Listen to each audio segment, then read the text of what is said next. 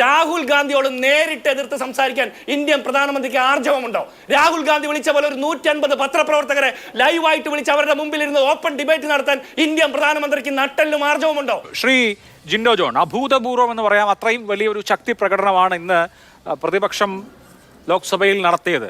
വളരെ സ്ട്രോങ് ആയിട്ടുള്ള പ്രസംഗമായിരുന്നു K C വേണുഗോപാലിൻ്റേത്. Trinamool Congress അംഗങ്ങളുടേത് ഇതുവരെ കാണാത്തത്രയും ശക്തമായ പ്രതിഷേധവുമായിരുന്നു. ഇത്രയധികം പ്രതിപക്ഷത്തെ പ്രകോപിപ്പിച്ചത് എന്താണ്? എന്തെങ്കിലും അണിയറയിൽ ഒരുങ്ങുന്നുണ്ടോ എന്ന് നിങ്ങൾ ഭയപ്പെടുന്നുണ്ടോ? ഇപ്പോൾ ഏതെങ്കിലും രാഷ്ട്രീയ നേതാക്കളെ, അതായത് ഇപ്പോൾ ഭരിക്കുന്ന BJP ഇതര സർക്കാരുകളിലെ മുഖ്യമന്ത്രിമാരെയോ മന്ത്രിമാരെയോ ലക്ഷ്യം വെച്ച് കേസുകളോ അറസ്റ്റുകളോ ഉണ്ടാവുമെന്നും അതിനുശേഷം അവർ ജയിലിൽ അടയ്ക്കപ്പെടുകയും സ്ഥാനത്ത് നിന്ന് മാറ്റപ്പെടുകയും ചെയ്യും, ഇങ്ങനെയൊക്കെയുള്ള ഒരു പേടിയോ അതല്ലെങ്കിൽ അതിനെന്തെങ്കിലും സൂചനയോ ഉണ്ടോ? അല്ല അഭിലാഷേ, അങ്ങനെ ഒരു പേടിയൊന്നും ഞങ്ങൾക്ക് ആർക്കും ഇല്ലല്ലോ. അങ്ങനെ ഒരു പേടിയില്ലാത്തതുകൊണ്ടല്ലേ പി ചിദംബരം ജയിലിൽ കിടന്നത്? അങ്ങനെ ഒരു പേടിയില്ലാത്തതുകൊണ്ടല്ലേ ഹേമന്ത് സോറൻ ജയിലിൽ കിടന്നത്, അരവിന്ദ് കെജ്രിവാൾ ജയിലിൽ കിടന്നത്? ഇന്ത്യ മുന്നണിയിൽ ഇന്ന് ഉറച്ചു നിൽക്കുന്ന ഒരൊറ്റ നേതാവിനും ആ പേടിയില്ല.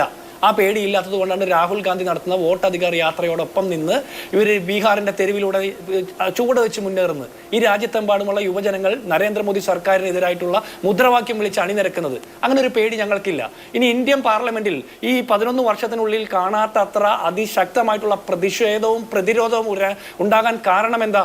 ഇത്രയൊക്കെ കൊള്ളയടി നടത്തിയിട്ട്, ഇത്രയൊക്കെ ജനാധിപത്യ സംവിധാനത്തെ പോലും അസ്ഥിരപ്പെടുത്തിക്കൊണ്ട്, ഭരണഘടനാ സ്ഥാപനങ്ങളെ പോലും സംഘവൽക്കരിച്ചുകൊണ്ട് മുന്നോട്ട് പോകുന്ന ഒരു സർക്കാർ ജനങ്ങളുടെ ചോദ്യങ്ങൾക്ക് ഉത്തരം നൽകാതെ അൺആൻസേർഡ് ക്വസ്റ്റ്യൻസിന്റെ എണ്ണം പരകോടിയിൽ എത്തി നിൽക്കുമ്പോൾ മറ്റൊരു കുൽസിത ശ്രമമായിട്ട് വരുമ്പോഴുള്ള ക്ഷമകേടാണ് ഇന്ന് അവിടെ കണ്ടത്.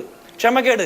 അല്ലെങ്കിൽ നരേന്ദ്രമോദിയും അമിത്ഷായും പറയണം, ഈ രാജ്യത്തെ ഭരണഘടനാ സംവിധാനങ്ങളെ അസ്ഥിരപ്പെടുത്തിക്കൊണ്ട് മോഷ്ടിച്ചെടുത്ത ജനാധിപത്യത്തിന്റെ മാത്രം ബലത്തിലാണ് ഈ രാജ്യം ഭരിക്കുന്നുള്ള ആക്ഷേപം നേരിടുമ്പോൾ അതിനെക്കുറിച്ച് ചർച്ച ചെയ്യണ്ടേ?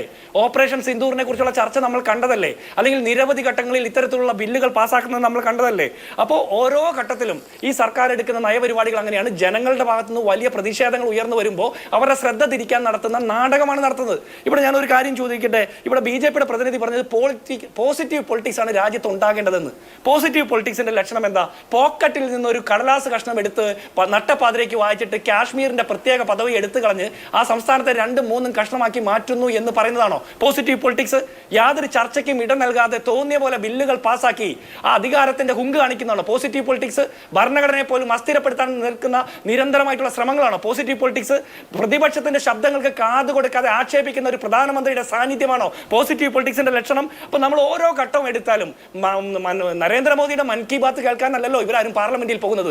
നേരത്തെ കൂട്ടി MP-മാർക്ക് ഈ ബില്ലുമായി ബന്ധപ്പെട്ട വിവരങ്ങൾ കൊടുത്ത്, അതിനെക്കുറിച്ചിട്ടുള്ള നോട്ടീസ് കൊടുത്ത്, അതിനെക്കുറിച്ച് പഠിക്കാനും ആ വിഷയങ്ങൾ അവതരിപ്പിക്കാനുള്ള അവസരം കൊടുക്കണം. അപ്പൊ ജനാധിപത്യപരമായിട്ട് ഈ രാജ്യത്തെ പൗരന്മാർക്കുള്ള മൗലിക അവകാശങ്ങൾ ലംഘിക്കപ്പെടുന്നു എന്നുള്ളത് മാത്രമല്ല, തെരഞ്ഞെടുക്കപ്പെട്ട ജനപ്രതിനിധികൾക്കുള്ള അവകാശം പോലും മോഷ്ടിക്കപ്പെട്ടുകൊണ്ടിരിക്കുകയാണ്. അതിനെതിരെയാണ് ഈ പ്രതിഷേധം. ഇനി ഇവരെ BJPയുടെ പ്രതിനിധി പറയാൻ എന്താ? കുറ്റവാളികൾ ശിക്ഷിക്കപ്പെടുന്നത്. അഭിലാഷ്, എനിക്ക് ഒരു മിനിറ്റും കൂടി തരണം. ആരെ കുറ്റവാളികളെ തീരുമാനിക്കുന്നത്? BJPയും നരേന്ദ്രമോദി അമിത്ഷായാണ് കുറ്റവാളികൾ തീരുമാനിക്കുന്നത്. കൊലക്കേസിന്റെ പേരിൽ ആസൂത്രിതമായിട്ടുള്ള അക്രമത്തിന്റെയും കൊലയുടെയും പേരിൽ ജയിലിൽ കിടന്നിട്ടുള്ള ആഭ്യന്തര വകുപ്പ് മന്ത്രിയാണ് അമിത്ഷാ. അങ്ങനെയാണ് ഈ മുൻകാല പ്രാബല്യം ഈ നിയമത്തിനുണ്ടാകുമോ? മുൻകാല പ്രാബല്യത്തോടെ ഈ നിയമം നടപ്പാക്കാനുള്ള ആർജവം നിങ്ങൾക്കുണ്ടോ? അപ്പോൾ നിങ്ങൾ കുറ്റവാളികൾ ഈ രാജ്യം ഭരിക്കുമ്പോൾ നിങ്ങൾ തീരുമാനിക്കുകയാണ് ആരാണ് കുറ്റവാളി എന്ന്. ED എടുത്ത 193 കേസിൽ 2 കേസിൽ മാത്രമാണ് ശിക്ഷിക്കപ്പെടുന്നത്. അതായത് 4.46%. അര കേസ് പോലും ശിക്ഷിക്കപ്പെടുന്ന സാഹചര്യമില്ല. അതിന് നമ്മൾ മനസ്സിലാക്കേണ്ടത് എന്താ? ഇവിടെ നിരവധി നേതാക്കന്മാരെ BJPയിലേക്ക് കൊണ്ടുപോകാനുള്ള KDയുടെ പണിയാണ് ED ഉൾപ്പെടെയുള്ള അന്വേഷണ ഏജൻസികൾ എടുക്കുന്നത്. ഈ സുവേന്ദു അധികാരി തൃണമൂൽ കോൺഗ്രസ് നേതാവായിരുന്നു. അജിത് പവാർ, ഹിമന്ത ബിശ്വ ശർമ്മ, മുഗൾ റോയ്, പ്രഫുൽ പട്ടേൽ, നാരായണൻ റാണ, അശോക് ചവാൻ, ഹസൻ മുഷ്രിഫ്, ഭാവനി ഗാവ്ലി, യാമിനി യാദവ്, ഛഗൻ ഭുജ്പൽ, ഏകനാഥ് ഷിൻഡെ, യെദ്യൂരപ്പ, തപസ് പോൾ, ജഗന്നാഥ് പട്ടീൽ, സഞ്ജയ് നിരുപം, അർജുൻ സിംഗ് അടക്കം 100 കണക്കിന് നേതാക്കന്മാരെ ഭീഷണിപ്പെടുത്തി അവരെ വരുതിയിലാക്കി BJPയിലേക്ക് എത്തിക്കുന്നു. അപ്പോൾ അവർക്ക് കുറ്റക്കാരല്ലാതെ ആയോ? BJPയുടെ പ്രതിനിധി പറയണം. ഈ ഹിമന്ത ബിശ്വ ശർമ്മയുടെ വീട്ടിലേക്കടക്കം BJPയുടെ അസമിലെ സംസ്ഥാന പ്രസിഡന്റിന്റെ മാർച്ച് നടന്നു. ഈ ഹിമന്ത ബിശ്വ ശർമ്മ കള്ളപ്പണക്കാരനും കോഴക്കാരനുമാണോ? നിങ്ങളുടെ ഇപ്പോഴത്തെ അഭിപ്രായം എന്താ? അപ്പൊ നിങ്ങളുടെ കൂടെ കൂടുമ്പോൾ ഇവരൊക്കെ നല്ലവരാകുന്നു. അതല്ല പോസിറ്റീവ് പൊളിറ്റിക്സ്. നിങ്ങളെ എതിർക്കുന്നവരുടെ ശബ്ദം കേൾക്കാനുള്ള ക്ഷമ നിങ്ങൾക്ക് ഇല്ലാതെ പോകുന്നത് എന്തുകൊണ്ടാണെന്നറിയോ? നിങ്ങൾക്ക് അതിനുള്ള ധൈര്യമില്ലാത്തത് എന്തുകൊണ്ടാണെന്നറിയോ? നിങ്ങൾ മോഷ്ടിച്ചെടുത്ത ജനാധിപത്യത്തിന്റെ മേലെയാണ് ഈ കസേരയിട്ട് അമർന്നിരിക്കുന്നത്. ഒരു കാര്യം കൂടി പറയാനുണ്ട്. ലോകം ശ്രദ്ധിക്കുന്ന ശ്രദ്ധിക്കുന്നുണ്ട് ഇതൊക്കെയെന്ന്. ലോകം ശ്രദ്ധിക്കുന്നുണ്ട് ജിതിൻ ദേവെ. ഈ രാജ്യത്തിന്റെ ജനാധിപത്യ സംവിധാനങ്ങളെ മോഷ്ടിച്ചെടുത്ത് ഭരിക്കുന്നത് ലോകം കാണുന്നു എന്നുള്ള ഭയത്തിലാണ് നിങ്ങൾ തിടുക്കപ്പെട്ട് ഈ ബില്ല് കൊണ്ടുവരാൻ നോക്കുന്നത്. അല്ലെങ്കിൽ നിങ്ങൾ എന്തുകൊണ്ടാണ് ഈ വോട്ട് ചോരിയെ കുറിച്ചിട്ട് സംസാരിക്കാൻ പ്രധാനമന്ത്രിയെ വിടാത്തത്? രാഹുൽ ഗാന്ധിയോട് നേരിട്ട് എതിർത്ത് സംസാരിക്കാൻ ഇന്ത്യൻ പ്രധാനമന്ത്രിക്ക് ആർജവമുണ്ടോ? രാഹുൽ ഗാന്ധി വിളിച്ച പോലെ ഒരു 150 പത്രപ്രവർത്തകരെ ലൈവായിട്ട് വിളിച്ച് അവരുടെ മുമ്പിൽ ഇരുന്ന് ഓപ്പൺ ഡിബേറ്റ് നടത്താൻ ഇന്ത്യൻ പ്രധാനമന്ത്രിക്ക് നട്ടെല്ലും ആർജവമുണ്ടോ? അതില്ലാത്തൊരു തലക്കാലം മോഷ്ടിക്കപ്പെട്ട ജനാധിപത്യത്തിന്റെ പുറത്തിരുന്ന് ആ സിംഹാസനത്തിൽ നിന്ന് ഈ രാജ്യം ഭരിക്കുമ്പോൾ നിങ്ങൾ കൊണ്ടുവരുന്ന ഓരോ ബില്ലും സംശയിക്കപ്പെടേണ്ടതാണ്. അതിനെ ഞങ്ങൾ ആഞ്ഞെതിർക്കും.